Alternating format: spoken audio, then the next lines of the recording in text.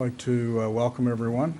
Appreciate your attendance today, and want to begin with Steve Montgomery, who's here representing the Vietnam Veterans of America, Chapter 89, with a special project that he, I believe, wants to share with the Police Department and the Sheriff's Department. So I don't know who wants to come up, Chief. What we're going to do is the Lima chapter of Vietnam Veterans of America 89, we sponsor the incarcerated chapter of Vietnam Veterans of America 732 out at the prison. And I'm going to have Tom Routson explain how they came up with the idea, and we can, what we're going to do is we're going to give 5 sets to the Lima City Police and 5 sets to the Sheriff, and he's got the list of the rest of them. Tom?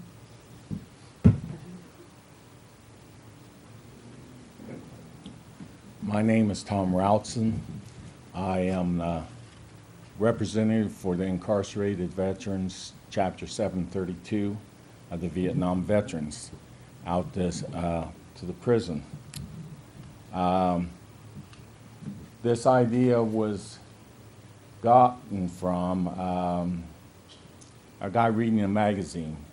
The magazine was the DAV, Disabled American Veterans Organization, for the mat. And the guy said, well, if they got the mat, they need a sleeping bag. And then it grew from the sleeping bag to a toiletry bag and a bag to put clothes in. And they also make gloves out there. And then they made a big bag to put all of them in.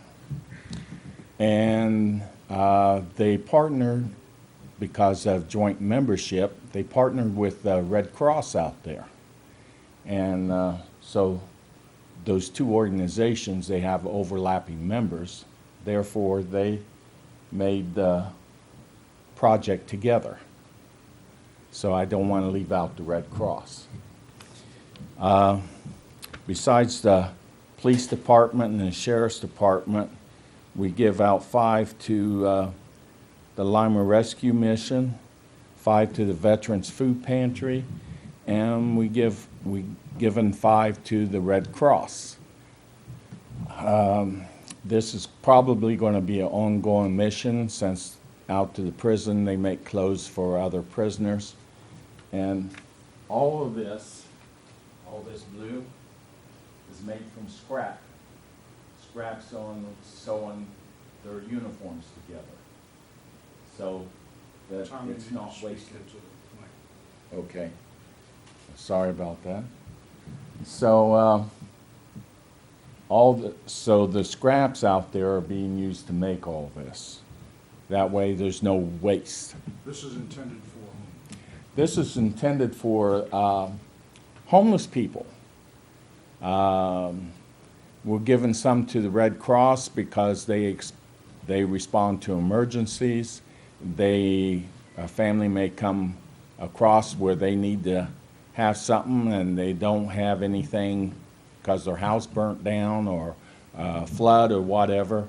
Eventually, these, through the local Red Cross, may be sent to other cities, other communities, other states, as long as this program goes on. That's basically it. Chief, any comments? Well, yes. First of all, I would just like to say I greatly appreciate the work that's being done by the Vietnam Veterans of America in this regard on 2 levels. First, as a member of the Lima Police Department, police officers see issues and problems that are so often hidden from the rest of our community. And homelessness is one of those issues that most people probably do not realize the magnitude of it that is out there. If both of you gentlemen would come up here, I would like to present each one of you with a Lima Police Department challenge coin as just the Lima Police Department's way of saying thank you for what you're doing. And on the one side of the challenge coin is the Lima Police Department logo, but on the other side of the challenge coin is our mission statement that says the Lima Police Department is committed to excellence. It is our mission to work in partnership with the community to creatively solve problems related to crime, the fear of crime, and neighborhood decay, and to safeguard the constitutional rights of all. And I think this is a very noteworthy thing that is being done on behalf of the police department because, again, rather than just identifying a problem and saying somebody should do something about it, you are actually partnering with us to really be able to do something to solve that problem. And so I greatly appreciate that. The other level that I appreciate this on is as a veteran. I realize that it is, but by the grace of God, therefore go I. And homelessness is much higher amongst veterans in our country than it is amongst the general population. The percentage of homelessness, or of homeless veterans, is higher than the percentage of other people that are homeless within our community. And so, again, on that regard, as a veteran, I thank you very much for what you're doing, and I want to receive these kits and assure you that we will be looking for those homeless veterans that have the need, and because of your donation, we will be able to help meet those needs in a way that we would not, frankly, be able to do otherwise. So thank you, gentlemen. Thank you. Very good. I think it's a terrific collaboration with folks here at the Allen Correctional Institution, along with our local community, and we appreciate the efforts. So please pass along our thanks to the gentleman in the unit out at Allen Correctional. Also, Major Coon is here with information about tutorial that is being done for the upcoming test for Lima Police Department. Yes. Good morning. As the mayor said, that we are going to be doing 2 tutorials and information sessions throughout the community are coming up very soon, which will be going over the civil service exam, which will be taking place on December 12th at 9 o'clock in the morning at Veterans Memorial Civic Center. The first tutorial will actually be this evening at 6 o'clock at the Miss Paul Community Center. And the second one will be at the Bradfield Community Center on November 24th at 4 o'clock in the afternoon. By spacing the times out, we're hoping to be able to get a wider variety and range of people depending on their current work schedules and interests. We encourage anyone and everyone who's interested in a position with the Lima Police Department to start out with a police officer's position to come and partake of these tutorials and information sessions. What we'll do is we'll go over the hiring process, the qualifications, everything to do with the police officer, from their pay range and benefits all the way down through to paperwork for that in the training. As far as the tutorial and the test, we will actually go over, not test questions, but we will go over the type of questions and explain what they will be looking at. So we'll have a better understanding when they go into the test of what it is to expect once they receive the paperwork and they're allowed to start. So hopefully we will have a very well received amount of people come in, and we're opening it up to everyone at those centers to come in and partake of those tutorials. Does a person need to have prior training in law enforcement to become a police officer? With the City of Lima, no. We do not require any prior certifications to be a police officer.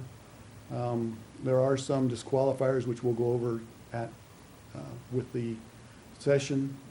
Basically, as long as you have a GED or equivalent, your diploma and a driver's license, a valid driver's license, that's the start of the process. 21. Age 21 for a police officer to begin with, yes. That's the law on that in order to carry a handgun.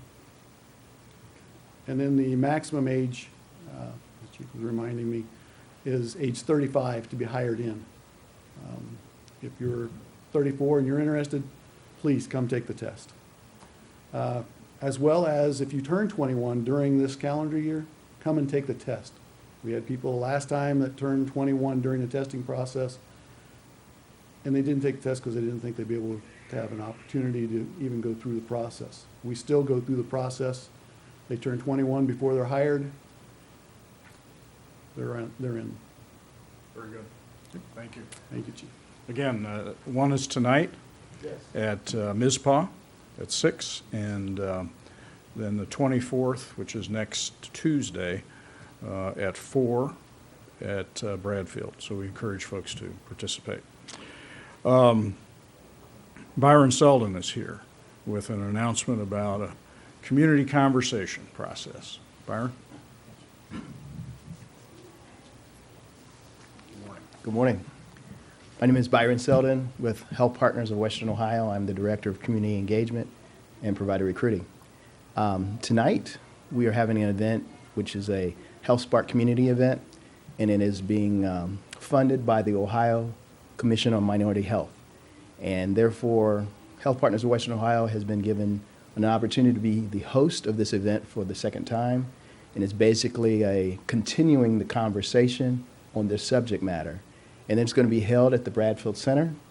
It's going to start at 5:30 p.m. this evening, and also tomorrow at 8:30 a.m. again at the Bradfield Center. We will be providing a meal. Lulu's is going to be our caterer for both events, and we're looking forward to that as well. We will have a few panel members of our local professionals that will be part of the panel to, spark the conversation, asking a few questions. And we're just asking community members to come and partake. We want to get your opinion on the subject matter of the disparities within our community, where we stand today, and how we've progressed thus far since the last conversation, which was in 2008, and what we need to do to improve moving forward. So you will be able to save your seat by either going to the website, which is limahealthspark.com, or going to Health Partners of Western Ohio Facebook page, or going to the Bradfield Center Facebook page, and there is a link to be able to secure your seat, because again, we do offer food, so we'd like to make sure there's a place for you. So, or there's one final thought, you can also call 419-285-6635, and we have a special line just for this activity. Again, that's Health Spark Community Event, and it's Let's Talk Lima. Now, are you presenting data on baseline, what happened since 2008? Yeah, we'll have a PowerPoint of what transpired in 2008, and the commission actually put together a report, and we'll just review some of that data. Probably we'll do that at the time that we're serving the dessert. So you can eat your dessert, listen to a little bit background data of the event, of what transpired before, and then we'll go right into the conversation. So what would be the most positive change that's occurred in the health of our community since 2008? The most positive change is that we've seen death rates decrease. With Health Partners of Western Ohio, we have the Dr. Jean Wright Community Health Center. So we have 3 local, as far as fairly qualified health center locations, and because of access has reduced a lot of some of the issues that we've seen within the community. I'm not clinical, so therefore I don't want to say too much in that particular area, but I know diabetes has on a decrease, death rates has been on a decrease, stroke has been on a decrease. So those things that I do know, I can state. The rest will be best to find out tonight or tomorrow. Thank you. That's, we often think of things only getting worse. Correct. But actually, and I really do, you perhaps can't say this for your organization, but I think that the establishment of Health Partners over the last half a dozen years really has made a difference in the lives of people in our community. Low-income folks throughout the region are now really provided with kind of primary care to treat chronic issues like diabetes and issues relating to that. So it's no question you all are saving lives, and that's good news to be shared. And of course, talking about what else needs to be done. So open invitation to participate, and appreciate that. Saul Allen is here with a couple of announcements, one about kind of the routine, but then also a special occasion that he's helped champion. Saul? Thank you. Good morning, Lima. Wanted to give an update on the leaf pickup. We will be concluding first round leaf pickup this week. Things are going very well. You know, not a lot of problems, but with that being said, I do want to mention a few of the problems that we have noticed or have had issue with. In particular, vehicles parked in or on leaves. We've had perfect piles. Get there, cars parked right in front of the leaves or cars parked on top of the leaves. So that's been an issue for us. Also, we've had some residents who have not only raked leaves but also bagged them as well and have basically put them together. The city is actually the ones picking up the rake leaves. Allen County Refuse, as part of the trash pickup, are picking up the bags. So as much as possible, please keep those items separated. If you do have bag leaves, put them out with your normal leaf pickup, with your normal trash pickup date. So want to make sure that's being done. Also, we've had a number of piles that have also had brush and limbs in those. We are bypassing those piles. Like I said, this is leaf pickup. Our equipment is made for leaves only. And also, we probably have a few piles out there where, okay, residents, they saw us on their street. We got their neighbors, got a couple neighbors, beside, a couple houses down. We've moved on. But since we were there, they saw us out there. They have now started raking their leaves out. We are not going back, until a second round. And with that being said, we are anticipating, weather permitting, beginning a second round beginning Monday, November 30th. That's the Monday after Thanksgiving. At that time, we will be asking all residents of all wards to begin putting their leaves out to the curb, not in the street. We're anticipating moving very quickly, probably a week and a half at the most. We know a lot of neighborhoods will not have anything additional out, but we, weather permitting, we will be attempting to do that beginning Monday, November 30th. And that's it as far as leaves. And on, in my opinion, a very happy note, we will be holding, Public Works, along with the county, will be holding a ceremony this Sunday, November 22nd at 2 p.m. To dedicate and rename the new Collett Street Bridge in memory of Mr. Walter C. Potts. The bridge has been open for a week and a half. We will be shutting the bridge down just for about an hour and a half at the most on that Sunday to have this dedication ceremony where we officially will be adding a couple plaques and giving that bridge the name of Walter C. Potts Memorial Bridge. Thank you.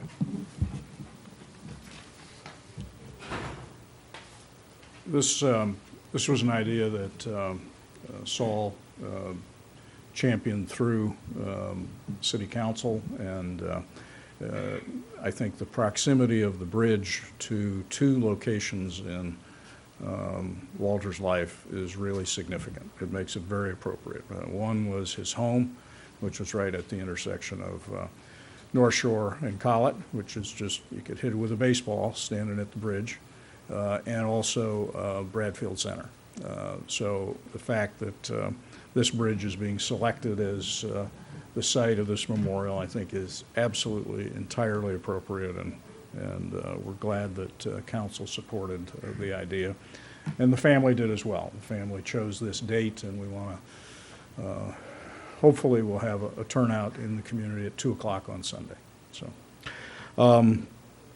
Lastly, I want to, I have a written news release here with lots of detail concerning the schedule tomorrow for the Stardust Event, which takes place at Ohio State University. This is the result of a collaboration between the Lima City Schools, Ohio State University, and the city, and it involves showcasing the life's work of Lima native William Fowler, who Greg Hurston today just did a really good job with a bio piece in the Lima News about the fact that Mr. Fowler grew up here, and really it told the story of how he searched for what he wanted to become.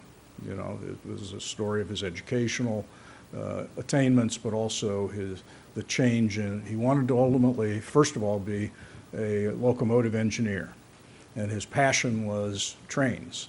And because his dad worked at the Lima Locomotive Works. Well, then he moved on to other kinds of interests, and eventually ended up being focused on physics, astrophysics, and established a career at Caltech, where he and a team ultimately produced a series of research projects which proved that all the heavy elements of the physical universe come from the center of stars, which is just an awesome achievement. And this was done in 1957. It's a long time ago that he accomplished that, and he received for that work the Nobel Prize in 1983. So he's Lima's own and only Nobel Prize winning scientist. And we want to proclaim that, and that's what this is about. It's about the opportunity to focus on an individual who accomplished something truly unique, and it tells the story of how important it is to focus on education. And that's the effort that's underway tomorrow morning with middle school students from the Lima City Schools who will be at OSU, and they'll be actually working with an astrophysicist that we're bringing in from Columbus by the name of Paul Sutter. And Paul has actually been engaged with those students online this week, already doing some work explaining the science behind Mr. Fowler's work. And then tomorrow he'll be personally present to work with them in the morning. And then in the afternoon he'll be working with high school students. And then in the evening at 7 o'clock, the general public is invited to hear him address the topic of William Fowler's work, why it's important. I stumbled onto Mr. Sutter about a year ago.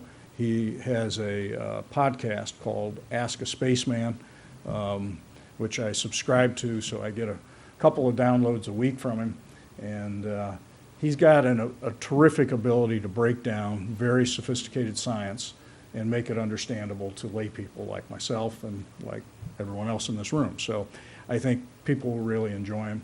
And so the detail that's included here describes not only Mr. Sutter and his engagement, but also the tour that will be taking place at the campus. We see it as an opportunity for all these students to be exposed to what happens out there at Ohio State.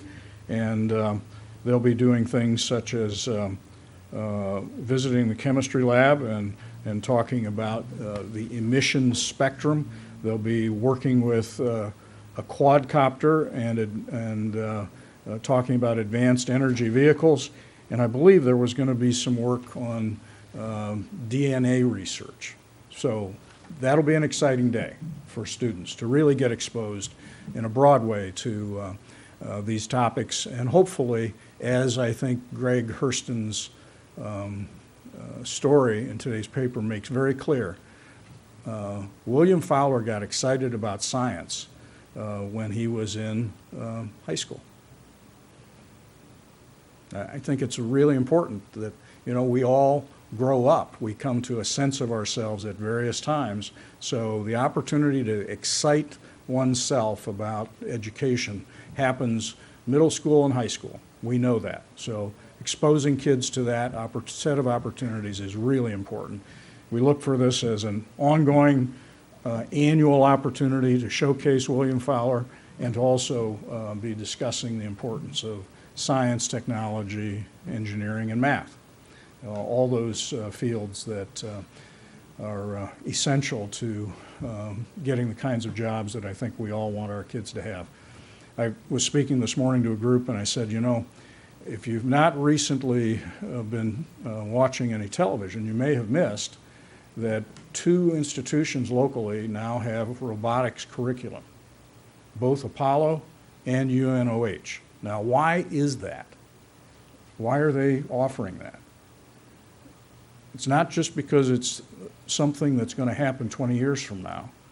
We're talking about local employers who have said very clearly to these institutions, we need technicians that can do these jobs. So those ads ought to be a signal to our entire community about the importance of technical education. And the job opportunities are real, they're now, and we want kids and parents to know about it. So in addition to that, of course, we've got Maker Fest coming up Friday and Saturday, another great opportunity. I was just told yesterday, the day before yesterday, I was told beginning with 500, we were at 1,000. We're now at 1,200 students that'll be participating these next 2 days. Great opportunity for students and adults to get clued in a significant way to career opportunities in our community. So with that, I think we're done, and we'll break down for interviews. Thank you.